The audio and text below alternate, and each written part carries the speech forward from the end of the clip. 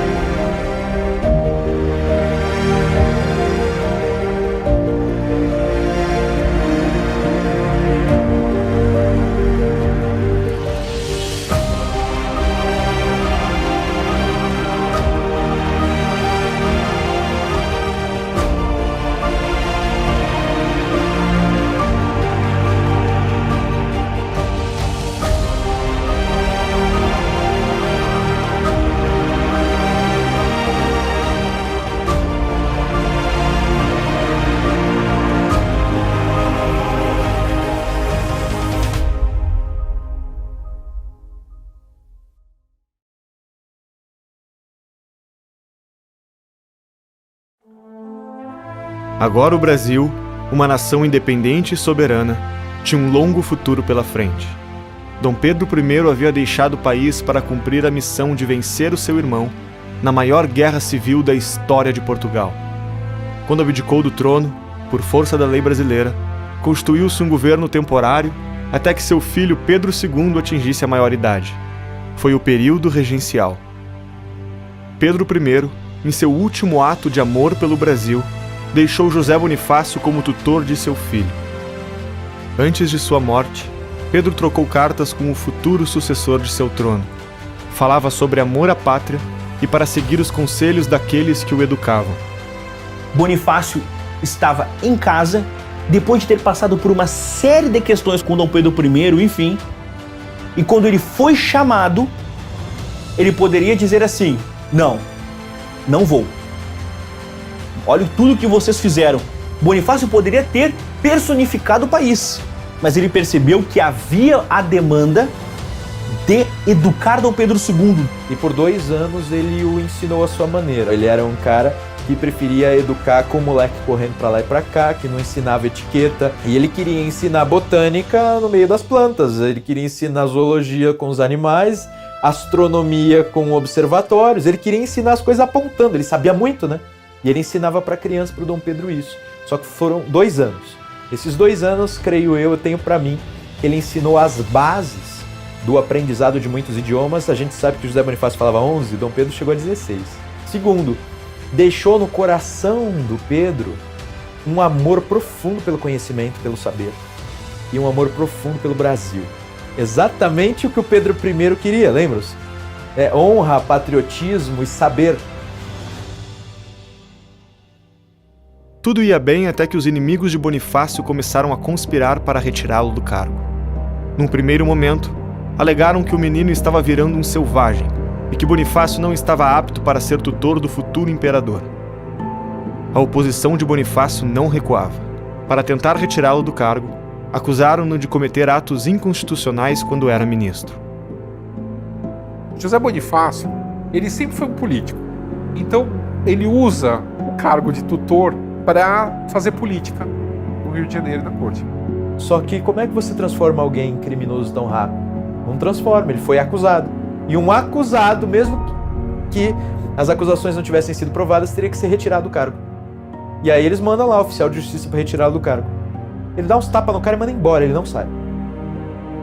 E aí depois eles mandam outro. Ele manda o cara embora com chute na bunda. Eles têm que mandar um batalhão do exército para retirar o José Bonifácio da tutoria do Dom Pedro II. E aí quando ele sai, ele diz assim: eu só vou sair porque vocês estão assustando as crianças. Vocês estão errados e vão se arrepender. Naquele momento, então, ele perde toda a atuação pública dele. Só que em pouco tempo você vê uma figura pública, né? Parece que se habituou tanto a estar em guerra, né? Em coisas grandes. Quando ele consegue se isolar numa casinha, ele tem aí um problema grave no estômago. E ele começa a ter dores e depois ele tem um problema que devia ser uma espécie de AVC. Eles chamavam de convulsão cerebral. E aí ele fica de cama. José Bonifácio, ele foi um pai. Ele tem essa questão esse peso do sábio, da pessoa mais idosa, mais experiente, mais vivida. Infelizmente, foram poucos os homens homens de saber. Alguns, claro. Por exemplo, José Bonifácio de Andrade e Silva. José Bonifácio uma vez cunhou o termo: o brasileiro será o novo ateniense se não cair na tirania de Estado. Os homens que amaram o Brasil, um Bonifácio que renuncia o conforto para ser regente, mesmo passando por todos os problemas que ele passou em matéria de convívio político e pessoal. Então ele dizia: a liga de todas as raças aqui no Brasil, sobretudo as principais formadoras, a nativa, a africana e a luso-europeia, geraria uma nova raça que seria brasileira, né? Caracterizaria brasileiro. Então ele dizia: o brasileiro também surgirá desses casamentos. Então ele cria a ideia de mestiçagem. Ele via essa grande possibilidade, esse grande potencial do Brasil, de ser uma grande potência influente.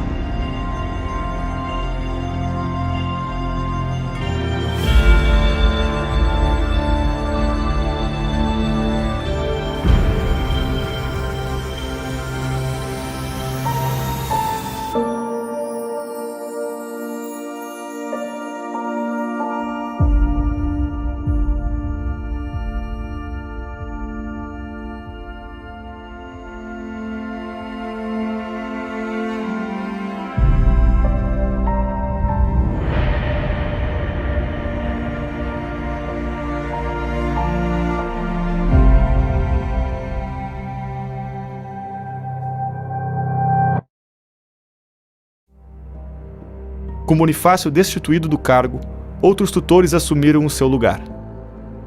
Pedro, ainda muito jovem, não poderia assumir o trono. Por votação, assume a regência um dos inimigos de Bonifácio, que o acusara de crimes, Diogo Feijó.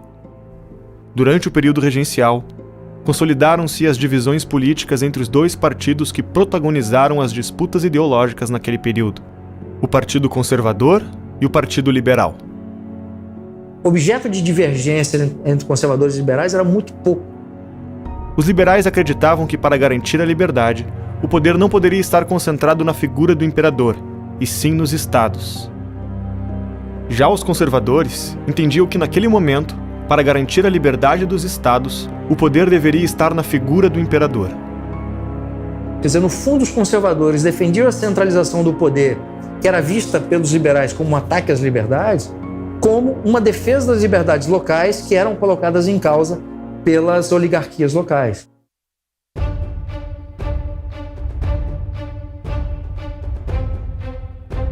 O que acontece no Rio Grande do Sul que faz com que eles decidam quebrar?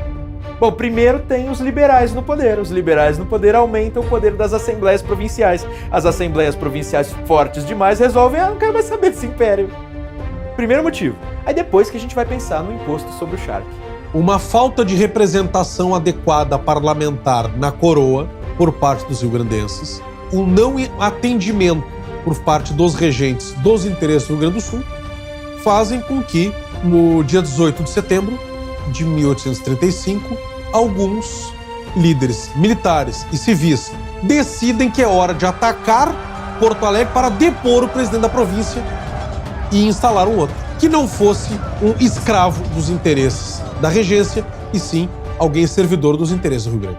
A Bahia teve algo parecido, chamada Sabinada. Então no sul eles conseguem a República Juliana também. Então tem a Rio Grandense, a Juliana, que é Santa Catarina, e depois a Bahia, a República Baiense, com o Sabino. A ideia era, aos poucos, eles ir proclamando repúblicas e se unindo contra o Rio de Janeiro. Bom, não deu certo. A Sabinada não durou alguns meses e a Juliana também não durou muitos meses. O que durou mesmo foi a Farroupilha. Mas não se tratava de entender os farroupilhas como separatistas em absoluto. A maioria não quis a separação por entender que o Rio Grande tem que crescer sem o Brasil. A A separação foi uma forma extrema que alguns farroupilhas entenderam de se fazer ouvir. E a busca pelo fim dessa taxação sem representação não foi ouvida, de modo que só restou a secessão. Mas o período regencial foi um período de muito mais revoltas do que isso. Se nós ficarmos aqui analisando, foram revoltas, causado pelo quê? Pela descentralização prematura e pela desagregação em torno do centro. Nós tivemos 9 anos com 10 pequenas guerras civis simultâneas em diferentes regiões do Brasil. Eles aumentaram muito irresponsavelmente o poder das províncias. José Bonifácio não tinha avisado? Aconteceu o que ele falou. Como é que você governa numa situação como aquela sem retornar a uma forma ditatorial de governar, sem colocar um tacão militar tentando controlar a sociedade? Nós não voltamos. Diogo Feijó, então, sai do poder, ele renuncia. E quando ele renuncia, entra um conservador. Araújo Lima assumiu o governo regencial em 1838, colocando fim às políticas que geraram as revoltas no período regencial. Os liberais, já não contentes com essa maneira aí dos conservadores de reorganizarem tudo da forma centralista de antigamente, resolvem promover o golpe da maioridade. A ideia de emancipar Pedro era bem vista pelos dois partidos. A presença da figura do imperador era indispensável para a soberania do país, residindo nele o símbolo da união da pátria. Reuniram-se então os políticos dos dois partidos, formando uma delegação que foi enviada ao Palácio de São Cristóvão para perguntar a Pedro se ele aceitaria antecipar a sua maioridade. Com um tímido sim, o jovem monarca assumiria com os poderes plenos a liderança da jovem nação brasileira. No dia seguinte, a Assembleia Geral declarou formalmente Pedro II emancipado. Em 18 de julho de 1841, ocorria a cerimônia de coroação do novo imperador.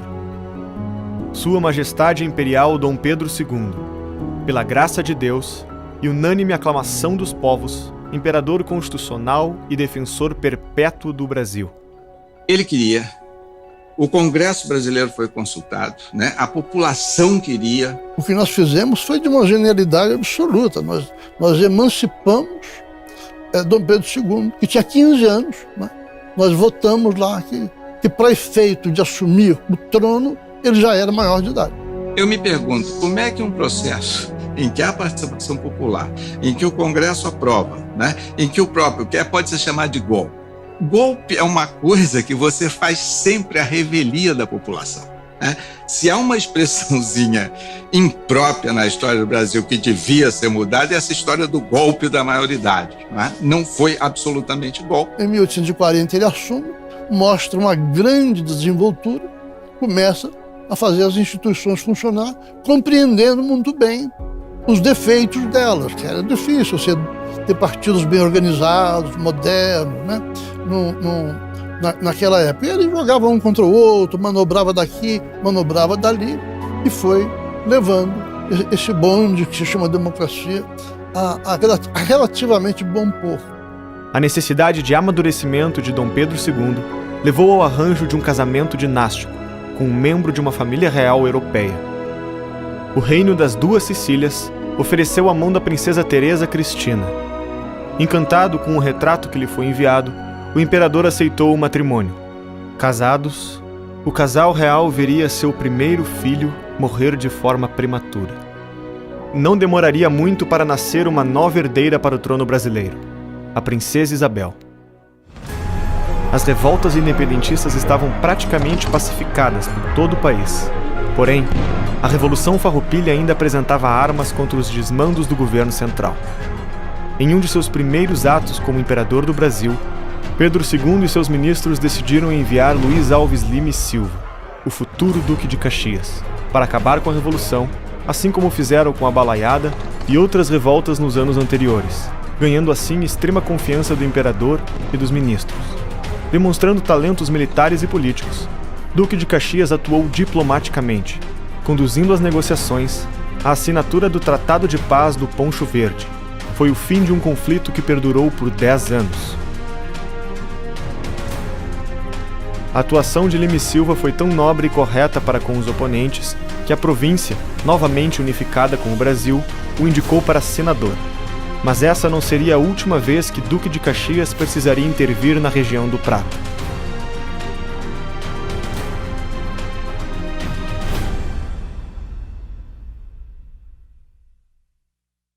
Em 1847, nós criamos um cargo chamado Presidente do Conselho de Ministros, ou seja, primeiro-ministro. Nós nos tornamos um regime parlamentar.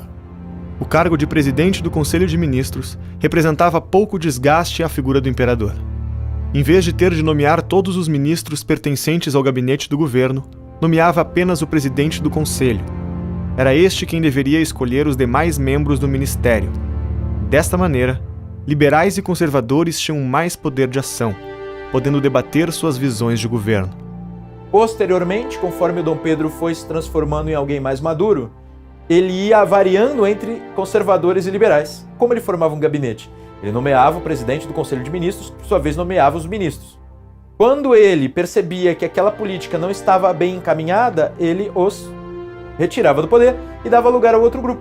O imperador, porque tinha um poder político permanente, portanto não precisava se preocupar com a eleição, podia ver a política de uma maneira muito mais profunda.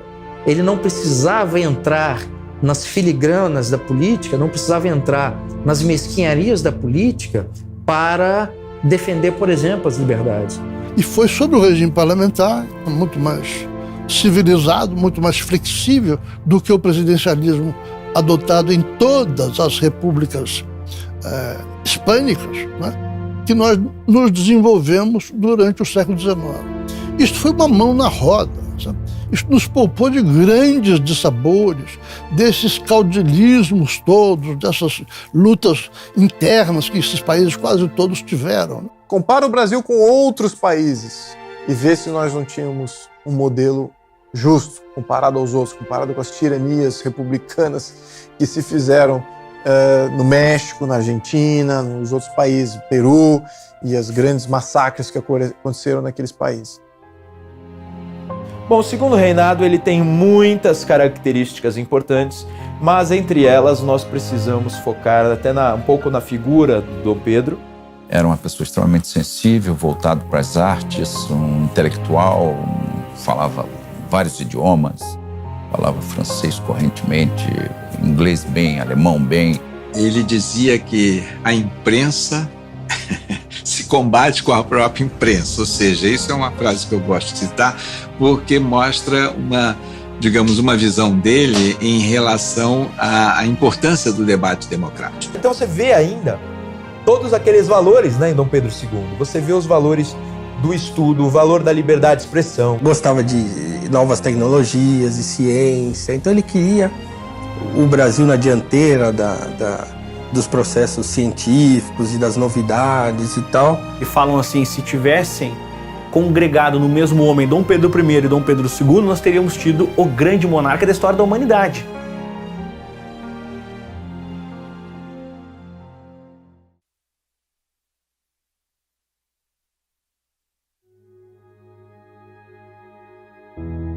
Menino que nasce pobre, órfão de mãe, acolhido pedagogicamente por Dom Pedro II.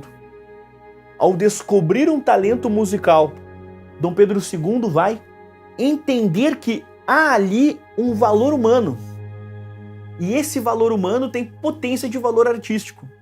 E Carlos Gomes vai ter os seus estudos financiados de um modo muito engraçado, inclusive, porque a Imperatriz Teresa, ela defendia que Carlos Gomes fosse estudar na Itália, enquanto que Dom Pedro II defendia que Carlos Gomes fosse estudar na Alemanha, as duas grandes potências da história da música.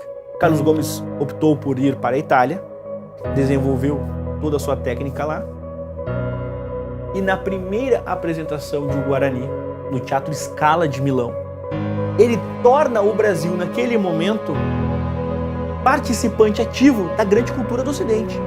O europeu preconceituoso poderia entender o Brasil como uma grande selva, o noviço na história do mundo. E Carlos Gomes, com a sua arte de vanguarda, com a sua autocultura, vai demonstrar que o Brasil era protagonista na produção contemporânea de seu contemporâneo das artes. Guarani que realça o valor do índio brasileiro, uma de nossas marcas. E ao apresentar no Teatro Scala o índio brasileiro, ele emociona e, mais do que isso, ele deixa o Brasil presente no alto legado da cultura. E esse mesmo Carlos Gomes volta ao Brasil e apresenta no Rio de Janeiro, pela primeira vez, o Guarani para os brasileiros, com Dom Pedro II, a família real na plateia. Nós temos aí o encontro do escritor de Guarani, do homem Dom Pedro, que enxergou ali a sua criatura, do pai de Carlos Gomes, que teve que se defrontar com uma viuvez e com todos os problemas de uma viuvez. O pai de Carlos Gomes muitas vezes não conseguiu, pela própria quantidade de filhos, dar o carinho e a atenção devida ao próprio filho, mas encontrou ali, naquele momento, na primeira apresentação de Guarani no Brasil, a definição clara do que é a força de uma personalidade. E Carlos Gomes congregou na sua vida a força arrebatadora de um homem ímpar, que amou o Brasil até o fim, amou o Brasil até em seu testamento.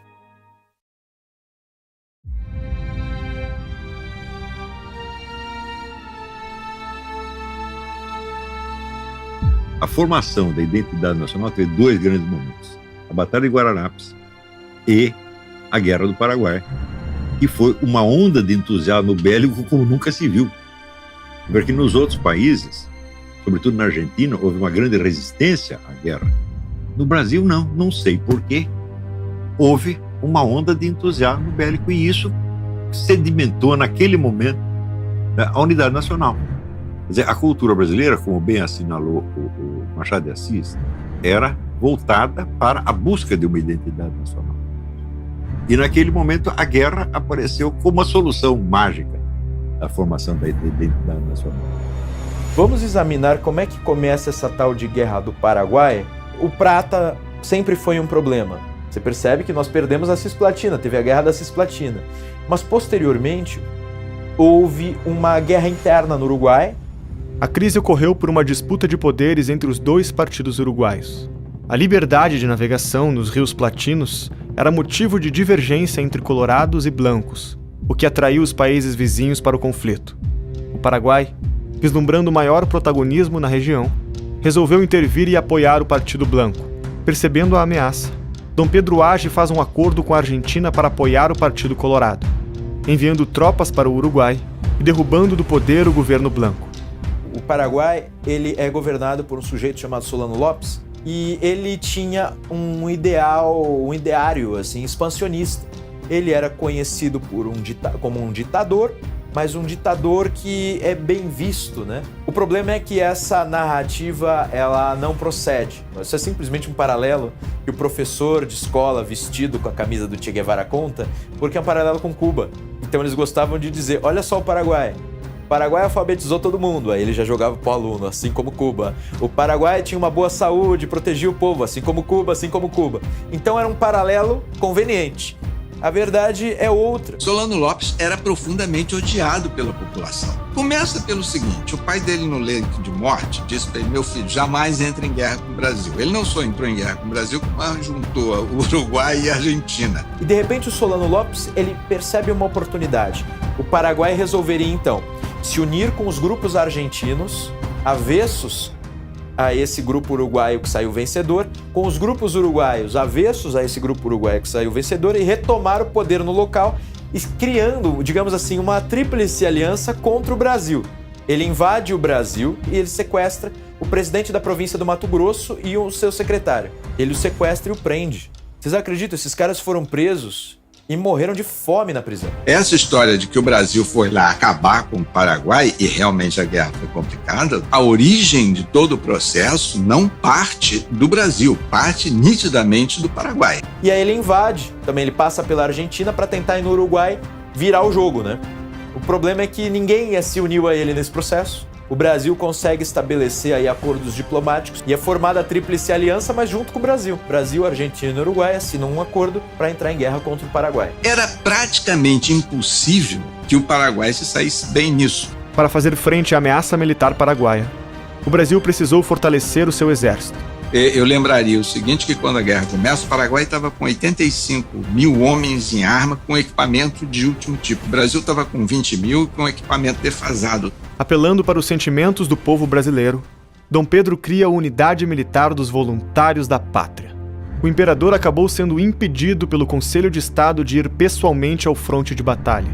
Contrariado, Dom Pedro fez um memorável pronunciamento, dizendo que se o impedissem de ir como imperador, nada o impediria de ir como voluntário da pátria. O monarca ficou conhecido popularmente como voluntário número 1. No comando de uma tropa de voluntários da pátria estava o então Major Deodoro da Fonseca. O militar se destacou na guerra por seus atos de bravura, recebendo a Imperial Ordem do Cruzeiro. Posteriormente, seria promovido de cargo até chegar a marechal e presidente da província do Rio Grande do Sul. Não resistindo ao ímpeto das potências aliadas, as forças paraguaias foram dizimadas. Mais da metade da população paraguaia pereceu na guerra. O sangrento conflito deixaria numerosas baixas de todos os lados, vindo o Brasil a perder mais de 50 mil combatentes. Com a vitória próxima, Duque de Caxias envia mensagem a Dom Pedro II, comunicando que a guerra estava quase ganha. Dom Pedro II já estava num momento que ele estava fragilizado, ele já estava fazendo viagens pelo mundo, e quem ficava ali era mais a princesa Isabel como regente. E o marido dela influenciava, seu marido Conde d'Eu. E o Conde d'Eu viu aquilo e disse, não acabou a guerra, nós só vamos acabar quando prendermos Solano Lopes.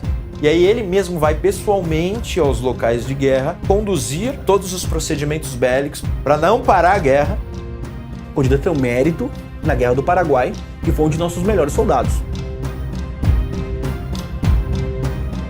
Em março de 1870, o José Francisco Lacerda, um dos voluntários da pátria, conhecido como Chico Diabo, desferiu um golpe de lança no ditador paraguaio Solano Lopes.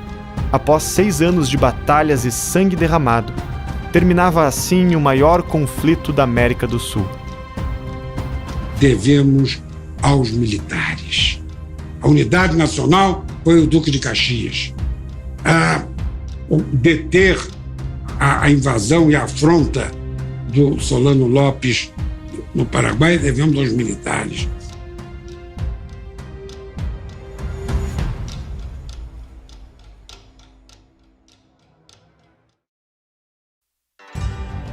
A vitória sobre Solano Lopes na Guerra do Paraguai resultou o ápice do progresso ao Império. Aos poucos, percebia-se o fim do sistema colonial através de aprimoramentos tecnológicos e das reformas legislativas. Começam a surgir indústrias, serviços variados, bancos e usinas, que eram financiados e mantidos por empreendedores locais. No início do Brasil Império, a família imperial ela chega como talvez a família mais rica. Mas no final do século XIX, ela já não era nada disso. Haviam brasileiros mais ricos do que a família imperial. Então, houve um grande sucesso econômico aí, porque houve uma transferência não só de poder político, mas de poder econômico. O declínio da cultura açucareira tradicional no norte do país coincidiu com o apogeu do café, no centro-sul, revelando na hegemonia paulista uma nova força na balança do poder nacional. Será nessa conjuntura que surgirá a personificação do projeto de industrialização do país, na figura do gaúcho Irineu Evangelista de Souza, o Barão de Mauá. O Barão de Mauá foi o maior empresário que o Brasil já conheceu. Ele ficou rico usando essa particularidade do trabalho, de pregar o trabalho assalariado e a sua capacidade de gerar negócios e acumulação num ritmo maior do que a produção escravista. Inovações como estradas de ferro, iluminação a gás, encanamentos de esgoto e a indústria naval foram alguns dos diversos investimentos arrojados. A renovação urbana toma espaço. Ruas largas, hospitais e prisões, pontes e túneis, elevadores e bondes passam a fazer parte do cenário urbano. Com o transporte, as cidades crescem e evoluem. Engenheiros como André Rebouças tiveram grande participação nas obras, e em especial na luta pela substituição da mão de obra escrava por uma assalariada. A popularidade do imperador era maior do que nunca, e a reputação internacional do Brasil melhorara graças à estabilidade política e ao potencial de investimento apresentado. Nós tivemos aí uma economia pujante ao final do século XIX, uma marinha mercante vastíssima e de respeitável, um sistema político de respeito, que se fazia respeitar em todos os cantos do mundo. Vivíamos aí uma belle époque brasileira. O Império era visto como uma nação moderna e progressiva, sem equivalentes nas Américas. O país contava com linhas telegráficas, articulando todas as capitais e cidades mais importantes. A cidade de Petrópolis ganhou um destaque pela arte e pela beleza. E é nesse ambiente que a cultura brasileira florescia. A música e a literatura coloriam o imaginário popular.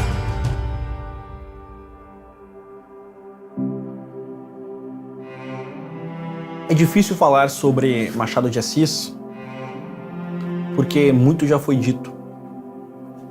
Ao Machado, fundador da Academia Brasileira de Letras, o moletinho do Morro do Livramento, um menino pobre que nasce, que se desenvolve, órfão, perde irmã, que é marcado decisivamente pelo luto, que tem um processo ímpar de autoeducação, frequentador assíduo do Real Gabinete Português de Leitura, a esse Machado tantas vezes sublinhado. O Machado chega com toda essa herança de ser uma exceção, alguém sem formação, sem nome de família, sem ninguém que valesse por ele, e ele acaba então, digamos, tendo todo um percurso de trabalhos informais que vão munindo Machado de instrução, de leituras, o que acaba sendo interessante se a gente pensa que ele é o maior escritor brasileiro até hoje. Um aspecto que poucas vezes eu tenho visto ser lembrado, que é o Machado envolvido com as grandes questões brasileiras. Ele vai ser aquele que vai ter uma leitura extremamente profunda do nosso país. A gente tem uma história brasileira com todas as nossas mazelas, né? A gente vê isso problematizado e humanizado. E a gente vai aprender o Brasil lendo Machado. Ele escreveu textos como, por exemplo, o conto Pai contra Mãe, o Caso da Vara, que explicitam os absurdos do próprio sistema escravocrata. Ele não vai ter se cegado, como muitas vezes o acusam. Machado foi um homem que preocupou-se com as coisas dos homens. Machado de Assis é um gênio, escreve maravilhosamente bem, é um cara que tem essa ambição metafísica, ele esclarece muitas coisas do nosso comportamento humano. Os leitores que se encantam por Machado porque ali tem um problema terrível, que é: eu devo ser um dissimulado ou não para eu encarar a vida? A pergunta que Machado fez à sua alma não foi porque sou negro, mas porque nasci. Era essa a angústia de Machado. Era uma angústia humana, não uma angústia social.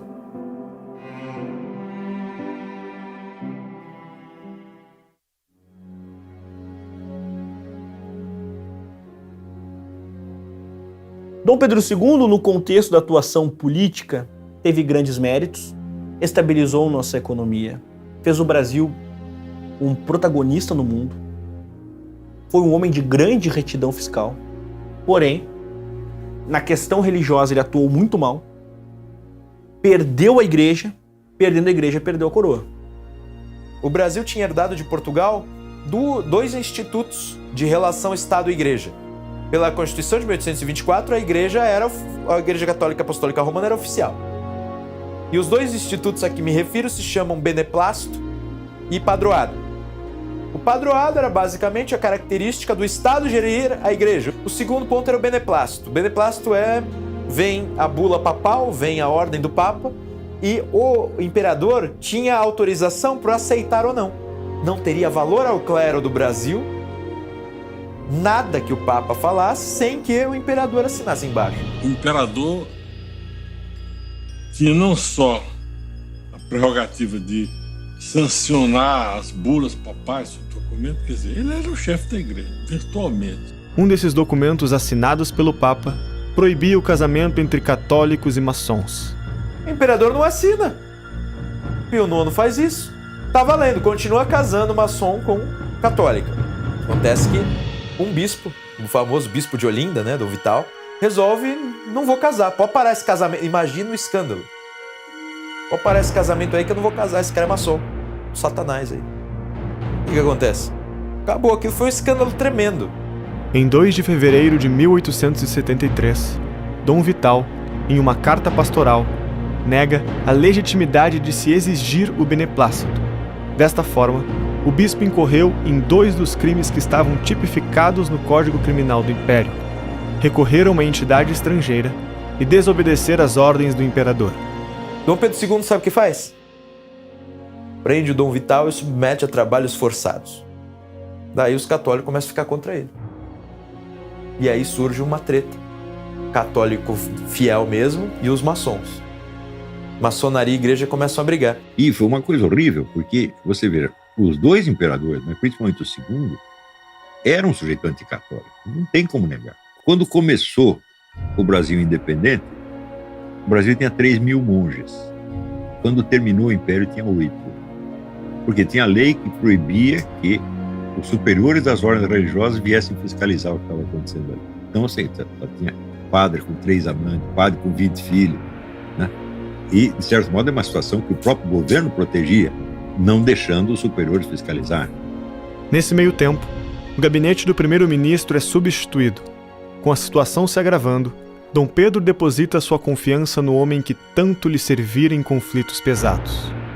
Duque de Caxias apenas aceitaria o cargo com uma condição. Ele fez ver ao imperador que a solução passava pela anistia incondicional dos bispos, que era a única forma de evitar uma crise mais aguda. Mas aí ele os liberta, tá? Se desculpa lá, tudo, mas você percebe que não pegou bem. Então você já tem aí um setor considerável do clero e de fiéis contrários a Dom Pedro e à monarquia. Isso foi um erro monstruoso cometido pelos imperadores. Isso acabaria por se virar contra eles mesmos.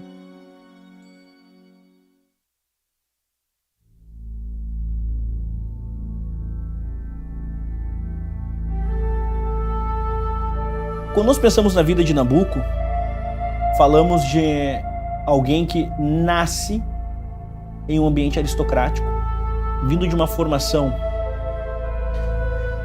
muito ligada à elite econômica do próprio tempo. Nabuco era um menino, uma criança, sentado na varanda de uma sangana, comendo fruta, acompanhado de sua madrinha gorda, querida, que o amava, viúva ela, e Nabuco sentado se depara, ainda menino, com o escravo clamando acolhimento. Acolhimento de sua madrinha, que tinha fama de boa senhora. Ali Nabuco percebe a realidade do Brasil.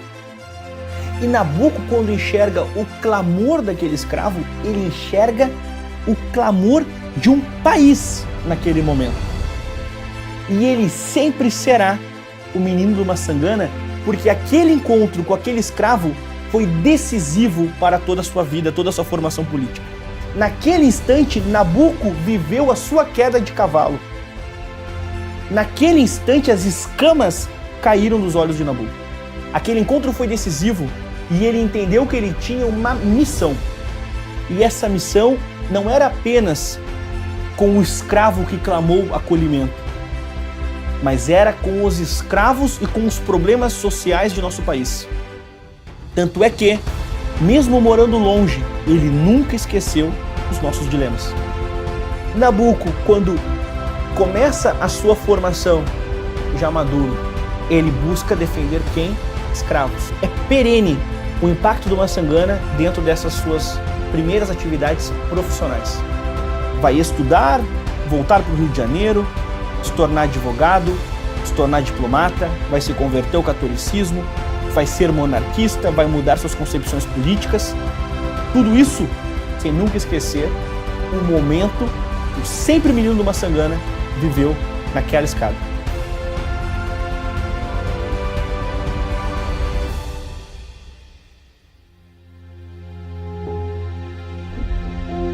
A abolição sempre foi um tema que ficou na cabeça do imperador e da princesa Isabel. E muitas daquelas figuras do parlamento brasileiro e também das figuras públicas encabeçaram o movimento né? E o Império sempre veio junto com esse movimento.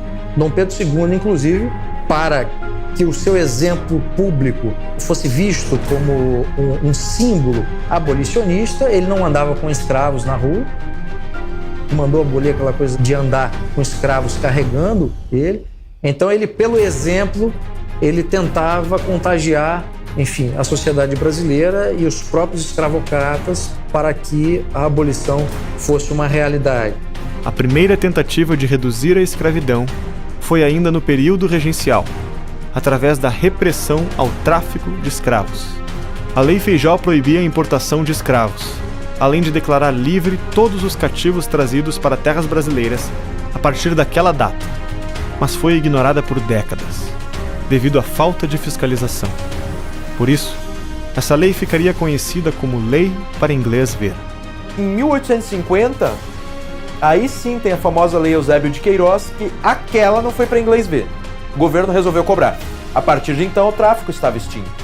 E depois nós temos a lei que dizia que todo negro nascido de mãe escrava seria então livre, que é a lei do ventre livre. Depois de 50, todos nasceram livres. Depois, nos 60 e poucos, se fez a lei do sexagenário, liberava aos 60 anos.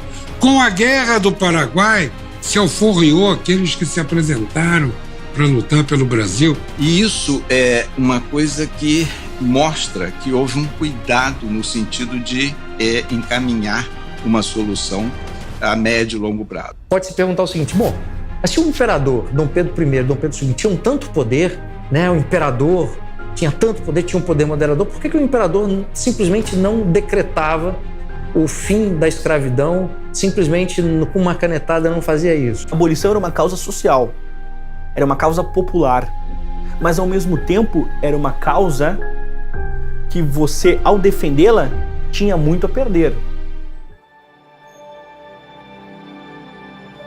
Em meio ao extenso debate das ações abolicionistas, a opinião pública e a classe política se dividiam entre aqueles que eram contra a abolição e os que eram a favor. Havia ainda um terceiro grupo, que vislumbravam uma abolição gradual, a fim de não gerar crise por falta de mão de obra na lavoura. O Brasil, de forte tradição agrária, possuía em seus fazendeiros um setor importante da sociedade. Seus poderes de influência perante a coroa eram fortes, e o fato de a economia estar baseada neles lhe assegurava que suas opiniões teriam valor aos ouvidos do imperador. Cada um desses grupos abolicionistas e escravocratas justificavam suas posições de determinadas maneiras. Por exemplo, havia a escravocrata que defendia a preservação da escravidão porque a ruptura, né, a abolição de uma hora para outra faria com que o país se diluísse, que o país entrasse num processo de ruptura e o Brasil se transformaria no que se transformou as colônias espanholas. Os abolicionistas, liberais e conservadores, diziam que era um absurdo, já que outros países já tinham abolido a escravidão, que o Brasil mantivesse essa infâmia que manchava a história do país. É preciso lembrar que na década de 1860, você teve a Guerra Civil Americana, que foi causada principalmente por causa da dissidência em relação à abolição dos escravos.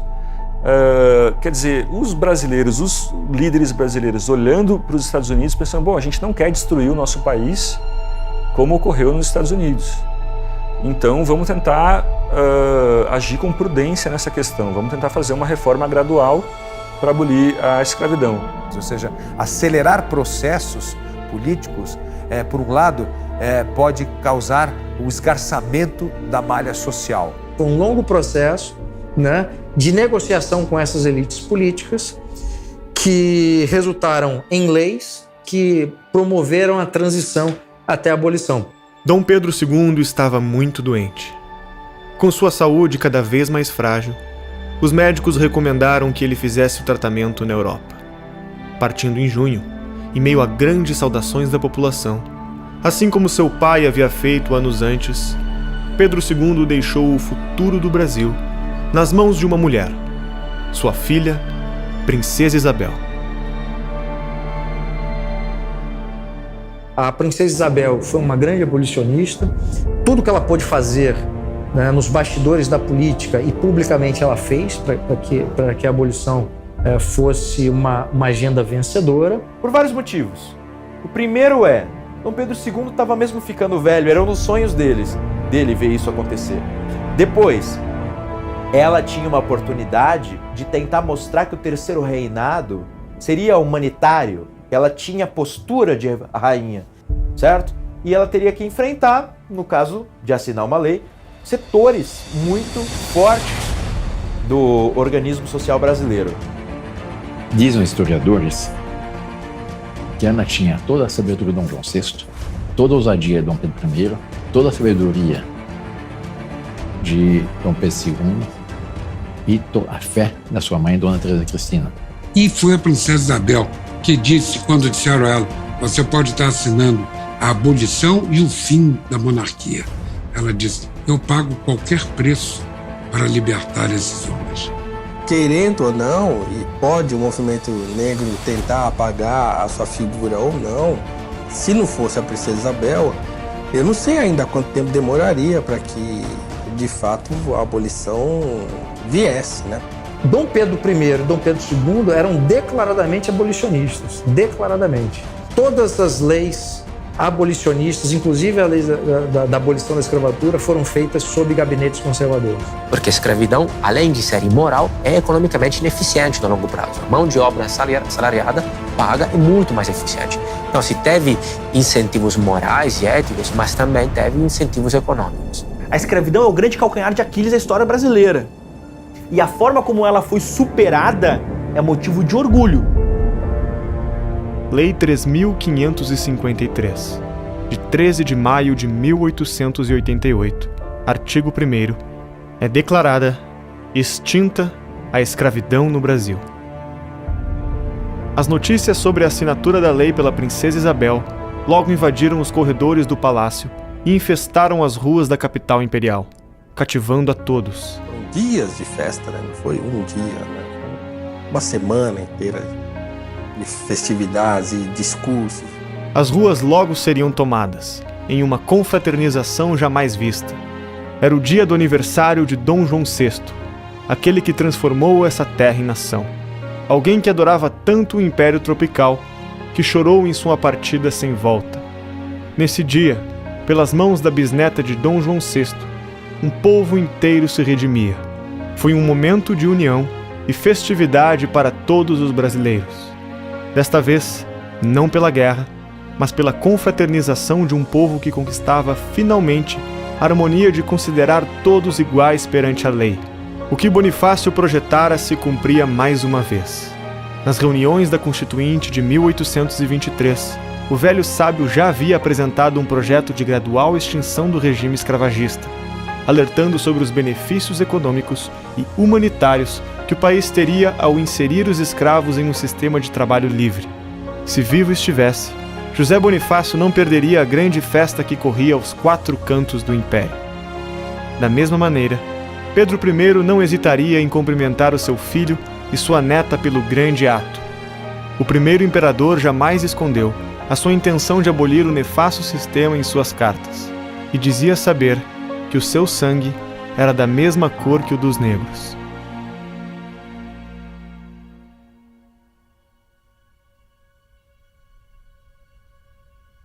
Os jornais da cidade espalhavam as proclamações de festa que durariam uma semana. Missas, bailes, passeatas e fogos de artifício tomaram o Rio de Janeiro por vários dias.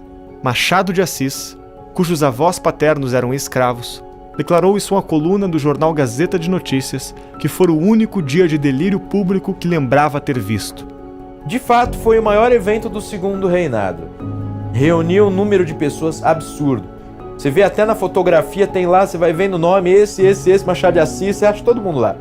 É através do ato de Isabel que os grandes personagens da história se encontraram. Os meninos que cresceram no Brasil agora viam seu apogeu. Os diferentes caminhos e formações os levaram a se reunir na gloriosa redenção. Todos os esforços que os projetaram para o mundo se ofuscam ao estarem presentes em tão solene celebração. Em reconhecimento à abolição, José do Patrocínio funda a chamada Guarda Negra, um grupo militar formado por ex-escravos para combater os ativistas contrários à monarquia, a Isabel e à abolição. Carlos Gomes compôs a grande ópera Lo Schiavo, em homenagem a Isabel, um grande sucesso na época. Isabel foi condecorada com a Rosa de Ouro pelo Papa Leão XIII, vindo a ser a única brasileira a receber a honraria. Quando formou a Sociedade Brasileira contra a Escravidão em 1880, Joaquim Nabuco, junto com José do Patrocínio e André Rebouças, se imbuiu do dever moral de combater a grande mancha que toldava o sol brasileiro. O destino selado por nossos homens não fez justiça aos erros do passado, mas desobstruiu a garganta que agora gritava: liberdade.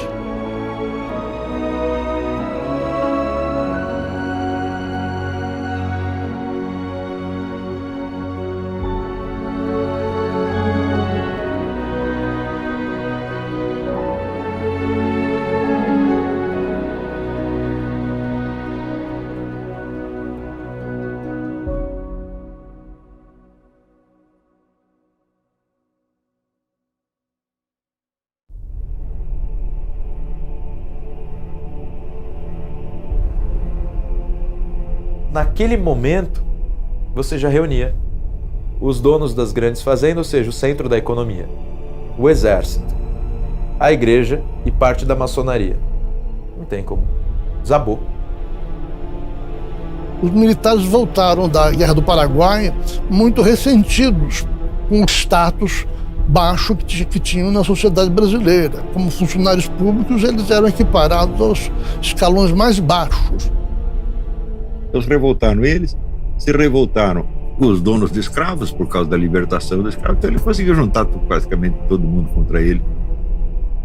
E aí, do ponto de vista mental, das filosofias, das ideias em jogo, só ganhava espaço o positivismo e o federalismo, a imitação dos Estados Unidos.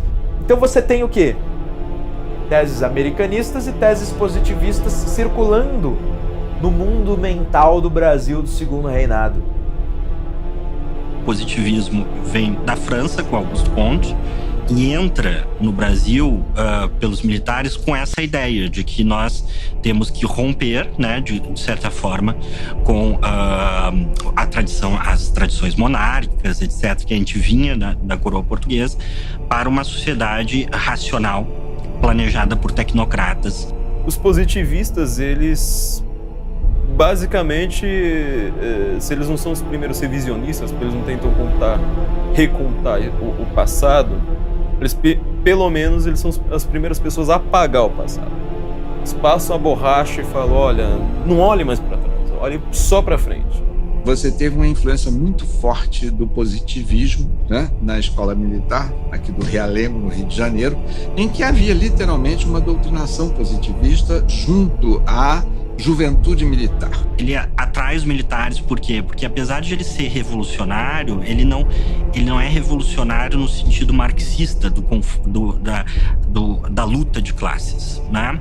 Ele é revolucionário no sentido de que ele quer refundar a sociedade a partir de uma visão teórica, né? Saído quase literalmente da cabeça de um filósofo. Você vê que as ideias do positivismo, elas se impregnaram na cabeça dos nossos militares tão fundo que, de certo modo, estão lá até hoje. O exército brasileiro, ele é uma coisa positivista por definição. O povo, em geral, ele é sempre manipulado por interesses de alguns. E, naquela ocasião, havia pessoas com interesses em que a monarquia fosse substituída por um outro sistema. A história é uma grande galeria de quadros, onde há poucos originais e muitas cópias. A história acabou por encontrar o Brasil. No símbolo centenário da Revolução Francesa, o destino de um povo seria redefinido. Os interesses de poucos sequestraram o futuro de muitos. No início do século XIX, quando a família real portuguesa se instalou no Rio de Janeiro e fundou o Império Brasileiro, foi plantada uma semente. Essa semente foi cuidada para que crescesse em terra fértil, para dar bons frutos. Cresceu, frutificou e obteve vigor ímpar. Porém, não se pode dizer o mesmo sobre os países que cercavam o Brasil, que cresceram entre pedras e não formaram raízes, ou foram sequestradas e perderam seu destino. Enquanto a América Latina era um conglomerado de repúblicas com sucessivos golpes e ditadores guerreando pelo poder, o Brasil era uma monarquia constitucional. A coroa, o parlamento e a justiça eram instituições sólidas e alicerçadas no Estado de Direito, nos princípios constitucionais e nas práticas democráticas. Porém, neste momento, era a vez de o Brasil ter a sua semente roubada. As insatisfações de alguns setores da sociedade não seriam por si só motivos para a queda da monarquia. Porém, interesses escusos agregariam esses descontentamentos, cometeriam um atentado à vontade do povo. Impregnados pela mentalidade positivista, os republicanos tentavam disseminar as suas ideias a qualquer custo, porém sem sucesso. A ideia de república não era aceita pela população brasileira. Os candidatos do Partido Republicano raramente se elegiam para algum cargo, tendo em vista que os republicanos não tinham apoio da população. A única forma de tomar o poder seria através de um golpe militar. As chances de sucesso desse golpe eram mínimas, pois a Marinha do Brasil era extremamente fiel ao Império. A única esperança dos republicanos estava depositada em Marechal Deodoro da Fonseca, herói da Guerra do Paraguai, mas que estava insatisfeito com o desprestígio da monarquia em relação ao exército. Essa tarefa não seria fácil, pois Deodoro era amigo pessoal do imperador. Foi quando o major Solon Ribeiro colocou em prática uma armadilha para cooptar Deodoro. Solon fez circular uma história inverídica de que o governo havia mandado prender Deodoro da Fonseca junto com Benjamin Constant e o próprio Solon Ribeiro. Os boatos provocaram o efeito desejado. Revoltadas, as tropas se rebelaram nos quartéis. Foi quando o presidente do Conselho de Ministros, Visconde de Ouro Preto, tentou falar com os chefes militares para apaziguar a situação nos quartéis, sendo ignorado. Na manhã do dia seguinte, Marechal Deodoro e suas tropas marcharam até a frente do quartel-general, onde estava o Visconde de Ouro Preto. Sob ameaça, Deodoro expulsou o ministro do cargo. É o exército armado, na rua, sem nenhum apelo popular, indo avisar para um ministro que você não tem mais o cargo e não se atreva a retomar. E Dom Pedro II, a gente vê o que faz. Apesar de ter demonstrado firmeza ao destituir o ministério, a queda da monarquia não foi anunciada. Os republicanos temiam que ele poderia se entender com o imperador e formar um outro gabinete apenas para substituir Ouro Preto. Se isso acontecesse, seria a morte do ideal republicano. Era necessário agir rápido. Os positivistas e aí os revolucionários republicanos achavam que se não desse o golpe num período muito curto após a abolição da escravidão, que eles iam perder as suas bandeiras. Qual que era a bandeira dele? Federalismo, que era para onde já estava caminhando a monarquia, né? E o fim da escravidão, que foi abolida pelo Império. Em vez de se dirigir ao Palácio Imperial em Petrópolis, onde estava Dom Pedro, Deodoro voltou para sua casa. Ele estava doente e precisava descansar dos acontecimentos daquela manhã. Aproveitando-se de suas fraquezas, os republicanos viram uma oportunidade para executar o golpe. Redigiram então a moção da proclamação da República, em que Deodoro seria nomeado chefe do governo provisório. Os revolucionários foram até a casa de Marechal para tentar convencê-lo de assinar. Para garantir a assinatura, os republicanos tinham de contar mais uma mentira.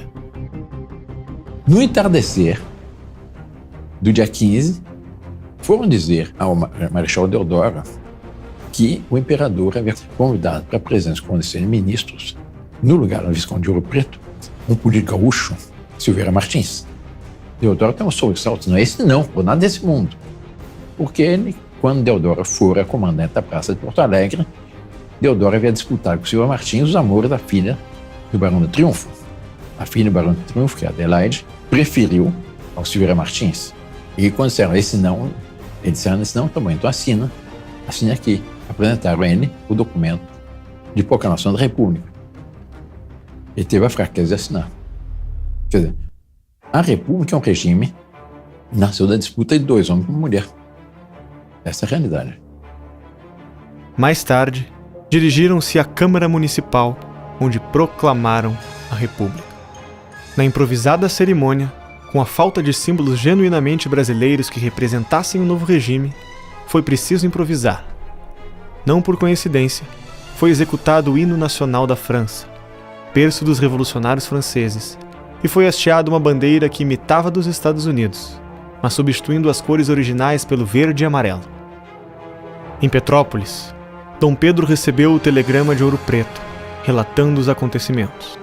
Dom Pedro II, fragilizado de saúde, percebe que a situação está difícil. No dia seguinte, os republicanos decretaram a expulsão da família real do Brasil, determinando um prazo de 24 horas para que o imperador deixasse o país. Dom Pedro aceitou o ultimato dos republicanos com frieza, temendo revoltas populares em apoio a Dom Pedro e à monarquia. O governo republicano decidiu antecipar o embarque o mais breve possível. A família imperial foi colocada no navio para ser devolvida à Europa às 3 horas da madrugada, porque os militares tinham muito medo de uma revolta popular se o povo soubesse o que realmente estava acontecendo. Acabaram deportando a família real e rompendo completamente os laços que nos mantinham com a coroa portuguesa. Nascia assim o regime republicano. Às pressas, escondido, em meio a trapaças, mentiras e sem nenhum apoio da população. A República, eu digo que foi um golpe mal planejado. No fundo, o que houve era um golpe para derrubar o Ministério Ouro Preto. Toda a conspiração já estava sendo feita pela área positivista, ou seja, o alto escalão, médio escalão do Exército, que, na verdade, havia já mobilizado as tropas para que a deposição do governo Ouro Preto se tornasse no golpe militar. O manifesto que o governo provisório divulgou naquela noite anunciava que o exército tinha declarado a deposição da família imperial e o fim da monarquia, mas em nenhum momento mencionava a palavra república. Benjamin Constant afirmou na noite do dia 15 que no momento oportuno a nação seria consultada sobre a troca de regime. Essa consulta prometida aconteceria somente um século mais tarde, em abril de 1993. Ou seja, 103 anos após o 15 de novembro de 1889. Os brasileiros finalmente foram chamados a decidir se o Brasil deveria ser uma monarquia ou uma república. Tivemos 103 anos de uma república provisória. A estabilidade foi uma grande marca de nossa monarquia, marca essa ímpar. Ela nasce e ela morre com a mesma Constituição. A forma como ela morre foi uma forma digna. Ela morre com Dom Pedro II carregando terra brasileira dentro de uma fronha, ela morre com a abolição, ela morre com homens irreparáveis na sua conduta pessoal, e inclusive de modo, dentro da comparação com a nossa própria história, são referências da conduta particular. Saem de cena com respaldo popular. Respaldo esse que não se justificava apenas à luz da elite, muito pelo contrário. A popularidade de Dom Pedro II ela era saliente. Inclusive o próprio termo proclamação da República é assim um atentado, é uma verborragia. Não há movimento popular. Não há uma queda da Bastilha brasileira. Há muito pelo contrário, as pessoas enxergando assim, perplexas. E se tivessem tentado mobilizar belicamente uma resistência, teriam conseguido. A Marinha, por exemplo, era monárquica. Teriam conseguido. Tenho para mim que Dom Pedro II resolve aceitar o exílio em 24 horas. Ele não aceita o dinheiro que lhe é oferecido, mas ele aceita o exílio justamente para não criar uma guerra fratricida. Deodoro sabia que Dom Pedro II nunca tinha roubado nada. E sabe, Dom Pedro II ia para o exílio pobre. E mandou um emissário oferecer a Dom Pedro II uma quantia muito grande. O imperador, quando recebeu o oferecimento, perguntou O Ministério Deodoro, de onde vem esse dinheiro? Do Tesouro Nacional. O ordem de quem? Do Marechal Deodoro. Isso foi votado pelo Parlamento? Não. Então não posso aceitar. Nos tomaram o Dom Pedro II, nosso monarca, nosso soberano, que mesmo naquela época ele sempre foi considerado como o melhor monarca da sua época, do mundo, o mais querido pelo povo, o que fazia melhores obras pelo seu país, mais aberto à ciência, ele trazia a ciência para o Brasil. Em muitas coisas ele foi pioneiro nessa área científica. E vão tirar esse homem. Por quê? O presidente americano da época disse: acabou a única democracia da América do Sul. O presidente americano reconheceu que aquela providência estava extinguindo a única democracia que tinha na América do Sul, porque o resto era tudo terra de tiranetas.